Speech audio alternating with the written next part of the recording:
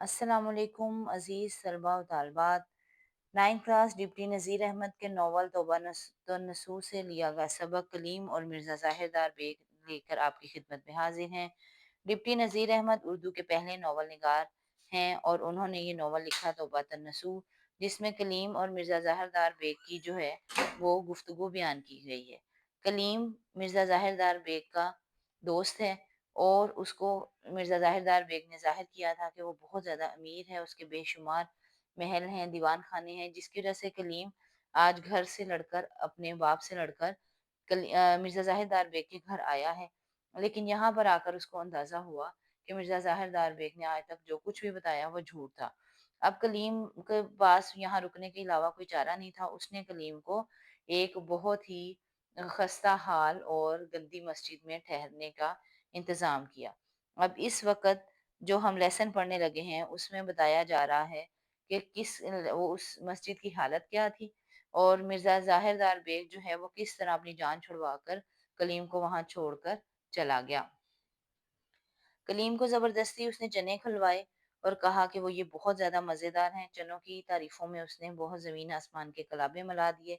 अब जो है गर्ज मिर्ज़ा ने अपनी चरब ज़ुबानी से चनों को घी की तली डाल करके अपने दोस्त कलीम को खिलाया। चरब ज़ुबानी कहते हैं चिकनी चुपड़ी बातें करना। तो चिकनी चुपड़ी बातें करके उसने ये बताया कि चने बहुत मज़ेदार थे। कलीम भूखा था इसलिए उसे भी कुछ ज़्यादा ही मज़ेदार मालूम हुए। अब मिर्ज़ा ने घर जाकर एक मैली दली और एक कसीर सा तकिया भिजवा दिया। एक इंतहाई गंदी दरी भिजवा दी और एक इंतहाई गंदा तकिया भिजवा दिया। और कहाँ कलीम जो है अपने घर में शहजादों जैसी ज़िंदगी गुज़ार रहा था और आज उसको इस हालत में उसके इतनी गंदी मस्जिद में रहना पड़ रहा था। दो ही घड़ी में कलीम की हालत इस कदर मुतगैर होना इबरत का मुकाम था।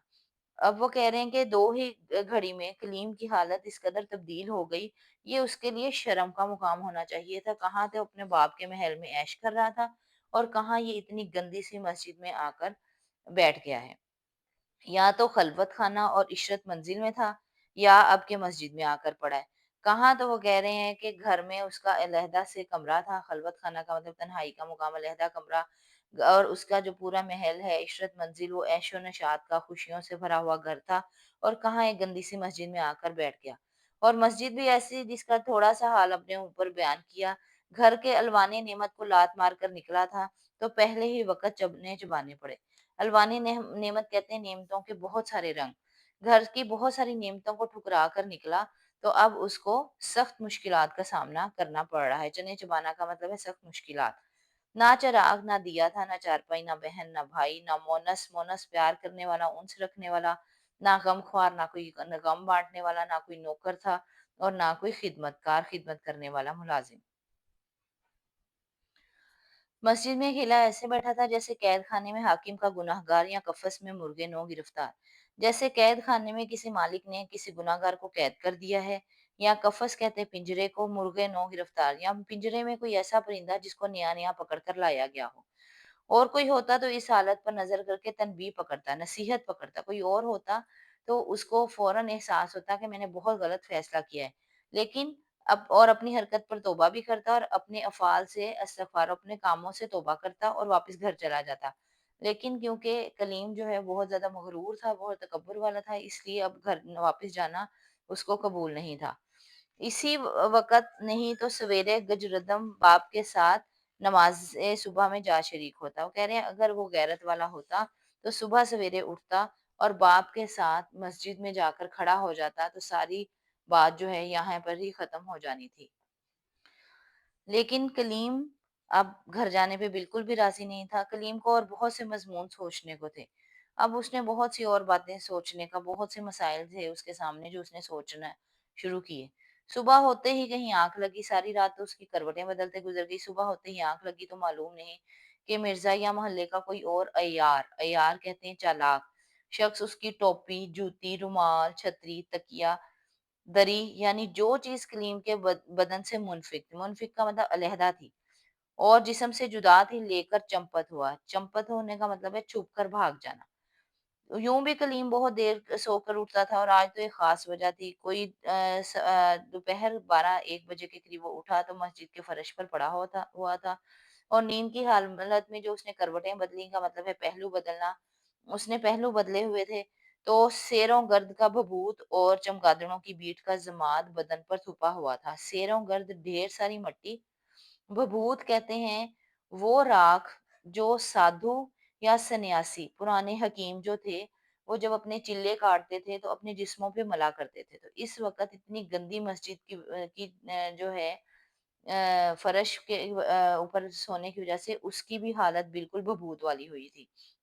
چمگادڑوں کی بیٹ، چمگادڑوں کا فضلہ اس کے بدن پر جگہ جگہ لگا ہوا تھا اور ایسے لگ رہا تھا یہ کہ ایک دوسرے ضماد کہتے ہیں پٹی، مرہم پٹی کو ویسے، لیکن یہاں پر آئے گا کہ ضماد جو ہے ایسے پٹیوں کی شکل میں اس کے اوپر ساری گرد اور چمگادڑوں کا فضلہ جو ہے وہ چپکا ہوا تھا۔ حیران ہوا کہ کلب ماہیت ہو کر میں کہیں بھوتنا تو نہیں بن گیا۔ وہ خود اپنی حالت دیکھ کر اتنا حیران ہوا کہ کہیں میں راتوں رات جو ہے میں میری اصلیت تو نہیں بدل گئی اور میں کہیں میری جو ہے حالت بدل گئی ہوں اور میں کوئی بھوت بن گیا ہوں۔ مرزا کو ادھر ادھر دیکھا تو کہیں پتہ نہ تھا۔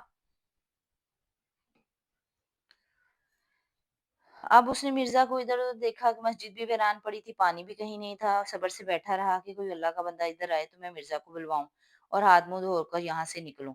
اور اتنے میں دوپہر آ گئی، بارے میں ایک لڑکا کھیلتا ہوا آیا، اتنے میں ایک بچہ وہاں کھیلتا ہوا آیا، جو ہی زینے پر چڑھا، جو ہی سیڑھیوں پر چڑھا، کلیم اس سے عرض مطلب کے لیے لپکا۔ کریم اس سے بات کرنے کے لیے اس کی طرف بڑھا۔ وہ لڑکا اس کی حیت قضائی دیکھ کر ڈر گیا۔ حیت قضائی کہتے ہیں دہشت ناک شکل۔ اس کی دہشت ناک شکل دیکھ کر اتنا ڈر گیا کیونکہ اس مسجد میں تو کوئی آتا جاتا ہی نہیں تھا اور اوپر سے اس کی جو حالت بنی ہوئی تھی اس سے اس کو لگا کہ کوئی بھوت ہی ہے۔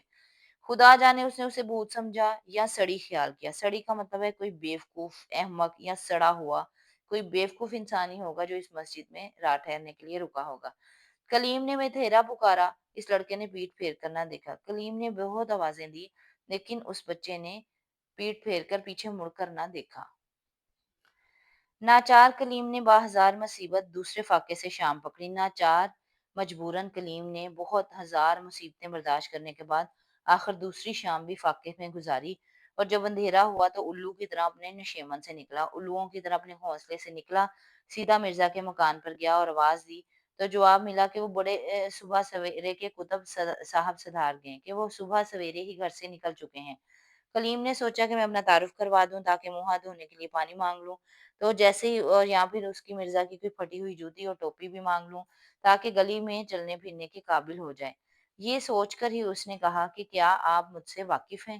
تو اندر سے آواز آئی کہ ہم تمہاری آواز تو نہیں پہچانتے، اپنا کوئی نام و نشان ہو تو بتاؤ تو ہمیں معلوم ہو۔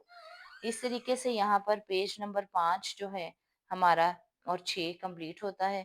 امید ہے کہ آپ کو لیسن سمجھ آ رہا ہوگا۔ تمام الفاظ کے معنی، محاورات کے معنی جو ہیں وہ آپ کو بتا دیے گئے ہیں۔ یہ تمام معنی جو ہیں بہت زیادہ ڈکشنری وغیرہ سے تلاش کر کے لکھے گئے ہیں، تو اس وجہ سے یہ سند کے ساتھ آپ کو جو ہے